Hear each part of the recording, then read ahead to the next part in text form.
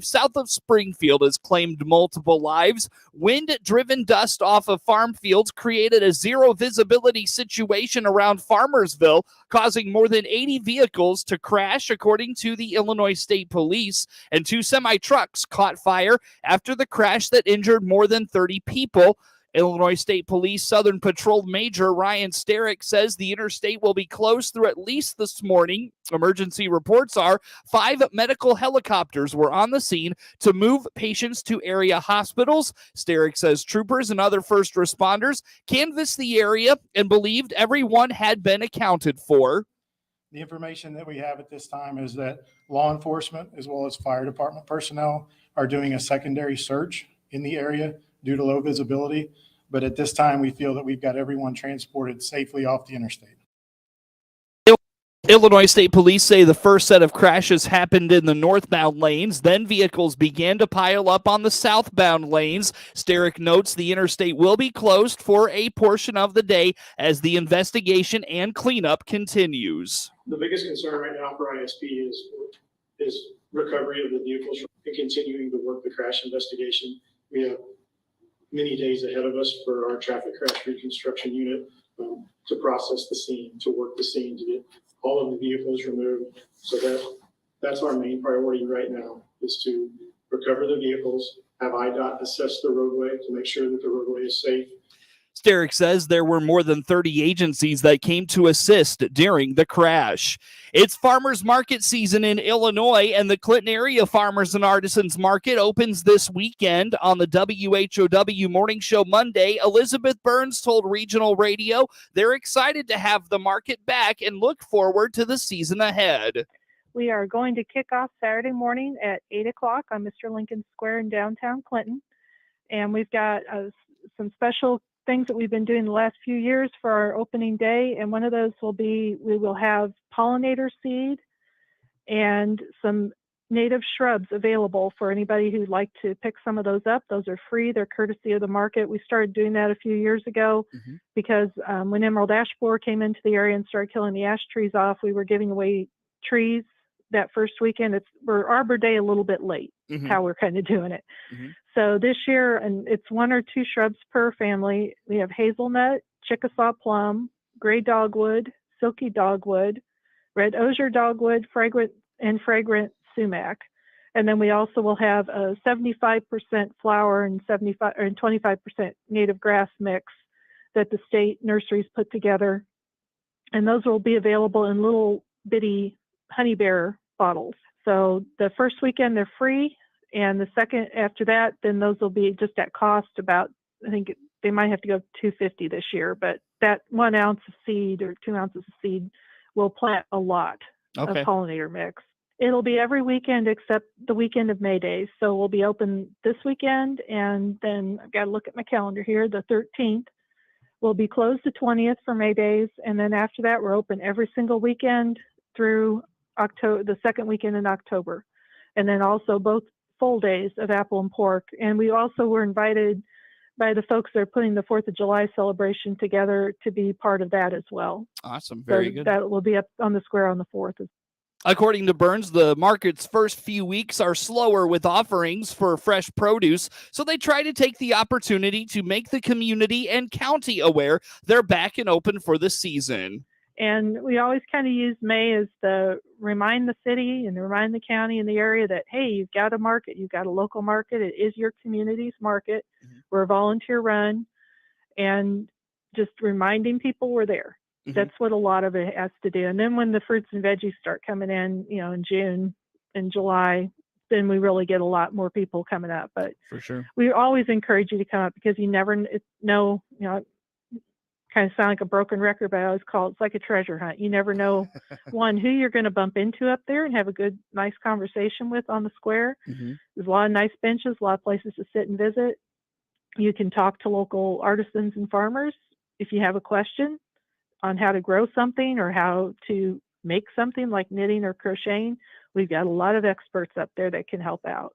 Burns is seeking out vendors to be a part of the market for the 2023 season. She feels it is pretty easy to become a vendor and there are not a lot of restrictions, so anyone with anything to offer can participate as much or as little as they are able. We're looking for farmers, vendors. We've had a lot of phone calls. I got a call the other day, family that raises asparagus, and asparagus doesn't really want to pop up too much right now. It's because it's been so cold, but we might have some this weekend. It just depends on how it goes. Might be the second weekend. So what we want to try to remind everybody is we are a market that focuses on locally grown, Illinois grown. So we're not going to have sweet corn available till we have sweet corn available from the fields in the summer. We do have, sometimes they'll come and set up. We do have someone who does hydroponic tomatoes, so we might have hothouse tomatoes available early in the season. As far as homegrown out in the soil tomatoes, those aren't going to be available till they're ready and in the area. So everything's really nice and fresh and locally grown. We have one or two bakers. We might have some others. They're kind of working together, so they're not selling the same thing. So you can kind of really get some unique items that you're not going to get anywhere else in town. I know Courtney's already been promoting our market, and I shared her post to our Facebook page as well last night. We'll be putting posts up this week on what things will be there, what we're anticipating will be there on Saturday morning. But we are always looking for people to get involved. This is something 4-Hers, FFAers could get involved in if they, have a garden or have sweet corn out in the field, something like that. This is an excellent way for them to set up a booth at the market and, jump on that entrepreneurship. We just would like to have, let us know at least Thursday or Friday before you're going to come and set up, because we do have tables and tents available on a limited basis. We don't charge for that. I just need to know ahead of time to get those up there. We also will work with you if you have your own Facebook page or you have your own promotional items. We'll work to get those onto our page to promote you, or if you want some help on putting a promotion together, we'll do that as well for you. It's just we need some lead time before each market to get those done. Burns also points out if you are a nonprofit or wellness group in the community, they encourage you to use the market to promote yourself or wellness. The biggest thing I think is, if you have something you want to come up and visit with us, find out if it's for you. We have, I think, at least 4 or 5 brand new inquiries this year that are folks that are going to be setting up throughout the year. And so we'll have some brand new booths up there this year. But also any of the nonprofits, the youth groups, in the past, Second Chance used to come up in the early 2000s and bring up pets, especially dogs that were up for adoption to showcase. We've hosted the obedience class trainings where the kids that are in 4-H with their dogs could do like a mock show. So there's a lot of things that could be showcased up there. Even, if someone wanted to do something with ag in the classroom, that would be an excellent way just to showcase. And you don't have to be there every single weekend. It could just be something you do once a season, but something that would showcase what your group is about, what your program is about, and, tying that into growing and community activities. Get more information about the Clinton area farmers and artisans market by finding the Facebook page of the same name or contact Burns directly at 217-722-2496. It won't be long and those outdoor gatherings will be happening in our neighborhoods with regularity. That means cooking out and food likely available in abundance. Caitlin Mellendorf is the nutrition educator for the University of Illinois Extension in DeWitt, Macon, and Piatt counties. She indicates when you have wrapped up those meals, you'll want to swiftly get any leftovers to the refrigerator if you plan to keep them. Yeah, I think this is it's not a hard thing. You get a whole 2 hours from when the food comes off the heat source. So in this case, we've been talking about grilling. So when your food comes off the grill, there's a 2-hour window where we go from take it off the heat source and then at that 2-hour point, put it away in cold storage like your refrigerator. But with grilling especially, we're usually having something social going on, right? We're on the lake, we're with friends and family, you're having fun. I call it bags. I know some people call that game differently, but it can get really distracting. You know, you eat your meal and then you go off and you play, you go on the lake, you do something else. And so cleanup is maybe not on your radar. So you may want to set a timer on your phone or on your watch to say, okay, at maybe, an hour and a half after all this comes off the heat source, we're going to start cleaning up. And so that's important if you want to use those leftovers. The longer you wait, the more bacteria are going to start to grow to a level that even when you reheat those leftovers, you may not be able to kill all the bacteria, and the risk of getting sick is still pretty high. So remember that in your brain, 2-hour mark, set that timer for yourself, especially if you're planning to be outside or with friends or family, or you think you might be distracted by things going on. Mellendorf is also indicates it is a good idea to scrape off that grill once you're done cooking. Yeah, especially because the more food that's left on the grill grates, the different flavors you're going to end up with the next time you grill. So you're going to maybe have some off flavors or just some kind of funky things going on with your next round of grilling. So it's really helpful to clean as best you can. There's a variety of scraping tools that you can buy to try to get up any stuck on food or grease. I know it's going to be easier when it's hot.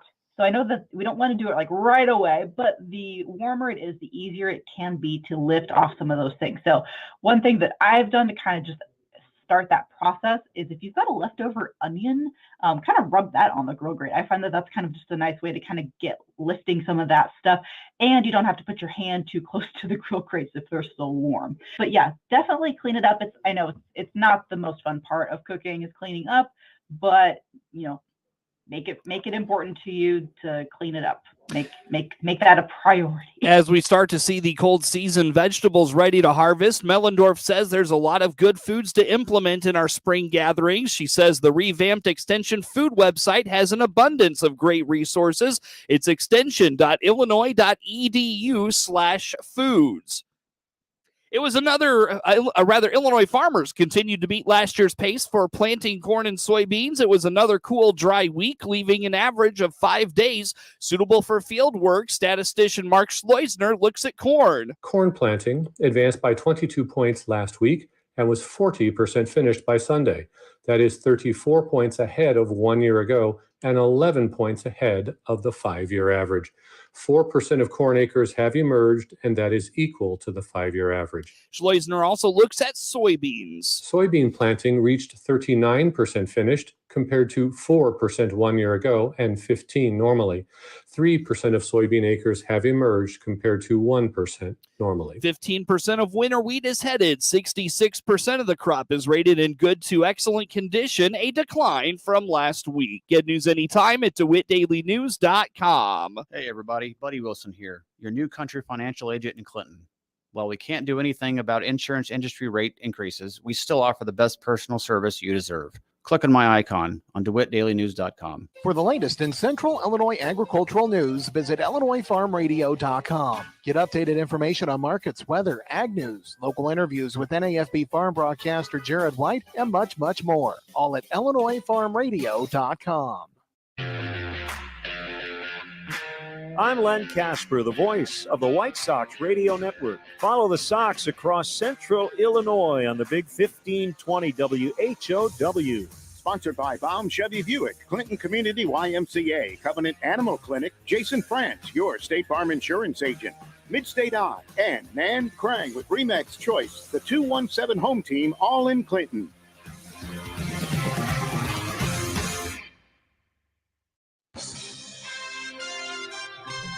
Time now for a look at sports. I'm Seth Lawrence with this report. In a game heard on WEZC and online at DeWittDailyNews.com, Monticello got contributions from its entire lineup, and Jack Buckaloo was solid across 5 innings, leading Monticello past St. Joseph-Ogden 11-5 in an Illini Prairie Conference win Monday. In Monticello, St. Joe put up 3 runs in the top of the 3rd inning, but the Sages answered with 6 runs in the 3rd, all with 2 outs. Jacob Trusner powered a drive through a vicious blowing across the field wind to the base of the center field fence for a 2-run double. that tied the game. Then Spencer Mitz plated 2 runs with a single with the bases loaded that gave the Sages a 6-3 lead. Luke Teschke would add a 2-run single 2 innings later that put Monticello up 9-4. Then back-to-back RBI groundouts by Mitz and Wade Carroll put the Sages up 11-4 in the bottom of the 6th inning. Buckaloo battled through 5 innings. He allowed 3 runs on 6 hits with no walks and 5 strikeouts. Mitz game-breaking base hit and solid defense in left field through Monday's win earned him the Serve Pro of Piatt DeWitt County Player of the Game. The Spartans fall to 21-6 overall and 7-1 in the Illini Prairie Conference. The Sages go to 15-4 overall and are 7-1 in the IPC. A win Thursday at Rantoul guarantees Monticello a share of the Illini Prairie Conference title. They travel to Tuscola Wednesday, wrapping up the Illini Prairie Conference slate Thursday at Rantoul. Marissa Miller capped a come-from-behind win with a walk-off grand slam as Monticello stunned St. Joseph Ogden 13-10 in Illini Prairie Conference high school girls softball action Monday from Monticello. Miller's grand slam was the second home run of the day, and her 2 home runs were 2 of 5 hits by the Lady Sages. 5 hit, I should say, by the Lady Sages. Emma Stoger, Lindsay Trebaum, and Sadie Walsh went deep. Miller drove in a game-high 5 runs and scored 3 times. Trebaum finished 3 for 4 with a double, a home run, 3 RBIs, and 2 runs scored. The Lady Sages go to 9-10 overall and 4-4 in the Illini Prairie Conference. They are at Maroa Forsyth Wednesday afternoon before wrapping up the Illini Prairie Conference slate Thursday at Rantoul. Evan Cooper hit for the cycle, and Mount Pulaski outslugged New Berlin 20-11 in a non-conference win in high school baseball action Monday from Mount Pulaski. Cooper finished 6 for 6 with 5 RBIs. Jackson Fricky drove in 3 runs, finishing 3 for 4 with a pair of doubles and runs scored. Liam Smith drove in 3 in a 2 for 5 afternoon for the Hilltoppers, who rallied with 13 runs in the bottom of the 6th inning. New Berlin entered the frame with an 11-7 lead. The Hilltoppers moved to 21-2 overall. They hit the road for a non-conference matchup with Argenta Oriena this afternoon. Clinton's comeback against Tri-Valley came up short in an 8-5 loss Monday afternoon in high school girls softball action from Clinton High School. Reese McCormick doubled twice and drove in 3 runs for the Lady Maroons, who fell behind 6-2 in the 4th inning, but rallied for 3 runs in the bottom of the 6th inning and could not finish off the comeback. Olivia Haynes drove in 2 runs. Kylie Isaac finished 2 for 4 for Clinton. Brooke Reeves, Elena Soboralski, Heidi Humble, Avery Smith, and Ashley Armstrong all recorded hits for the Lady Maroons. Clinton goes to 6-19 on the year. They'll host Central A&M this afternoon. Dansby Swanson hit a 2-run homer, and Drew Smiley delivered 7 solid innings as the Chicago Cubs bounced back from a rough series in Miami to beat the Washington Nationals 5-1 Monday night. Swanson went 3 for 5, including a double and his second homer of the season. His 389-foot blast to left center in the 5th made it 4-1. A welcome advantage for the Cubs, who snapped a 3-game skid. All those losses to the Marlins were also by 1 run. Smiley allowed a homer by Lane Thomas in the 2nd inning, but cruised from there, throwing just 84 pitches. The left-hander gave up 6 hits, walked none in his 5th straight start, allowing 2 runs or fewer. Mackenzie Gore allowed a season-high 4 runs over 4+ innings on 7 hits, including 3 doubles and Swanson's homer. Saya Suzuki had an RBI single in the 1st inning for Chicago, and Trey Mancini drove in Suzuki with a double. Jan Gomes left the game in the 2nd inning after getting hit in the head by a backswing from Nats starter Jamir Candelario. He will be reevaluated today. Ian Happ homered in the 9th for Chicago off Corey Abbott. Dom Smith had 3 of Washington's 6 hits. The Nationals, last in the NL East, have lost 4 of 5. The 4-game series continues Tuesday night with Chicago's Hayden Wesneski facing Washington's Trevor Williams. Martin Truex Jr. mastered the Monster Mile on a Monday for the 3rd time in his career, and the former NASCAR champ snapped a 54-game winless streak overall in the Cup Series at Dover Motor Speedway Monday. Thanks to a race postponed a day because of rain, it was a long weekend sweep for the Truex brother. Younger brother Ryan Truex won the second-tier Xfinity Series race on Saturday for his first NASCAR victory across all 3 National Series in 188 career starts. Truex raced to his first NASCAR Cup win in June 2007 at Dover, and 12 years later used another rainout to take the checkered flag on May 6th in 2019. Truex also won a regularly scheduled Sunday race at Dover in 2016. He held strong on the outside lane Monday after the final restart to hold off runner-up Ross Chastain by a half second. Ryan Blaney, William Byron, and Denny Hamlin completed the top 5. Truex opened his 18th full season with an exhibition victory in the Busch Light Clash in the LA Coliseum. He did have 3 top 10 finishes this season in the number 19 Toyota, but could not find his way to victory lane until Monday. He earned his 32nd career Cup victory and became the 10th driver to win 4 or more Cup races at Dover. NASCAR heads to Kansas Speedway. Kurt Busch won likely the last race of his career there after it was cut short because of a head injury suffered in a crash at Pocono last summer. Bubba Wallace won the fall race at the track. Get sports anytime at DeWittDailyNews.com.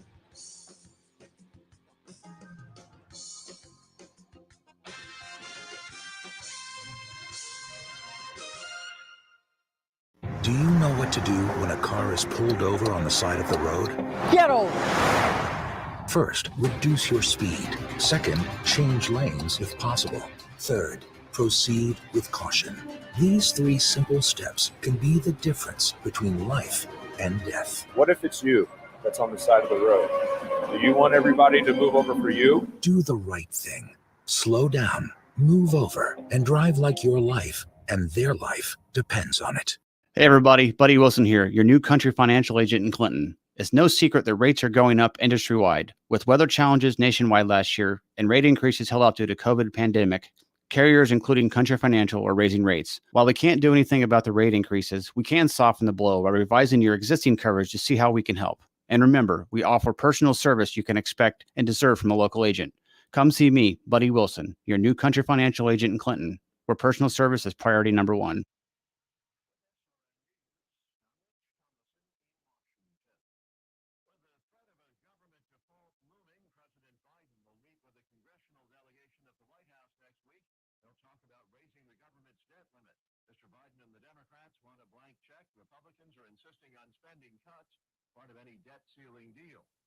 Searching for several missing people, authorities in Oklahoma found 7 bodies, including the bodies of 2 teen girls they had been searching for, as well as a convicted sex offender who apparently had been traveling with them. A nightmare scene along a stretch of Interstate 55 in south central Illinois. A windstorm kicked up towering clouds of dust, blinding numerous motorists, causing a massive and deadly chain reaction crash. Authorities say at least 6 people were killed in that crash. Wall Street, the Dow is opening 65 points lower. This is SRN News. The following is not an actor.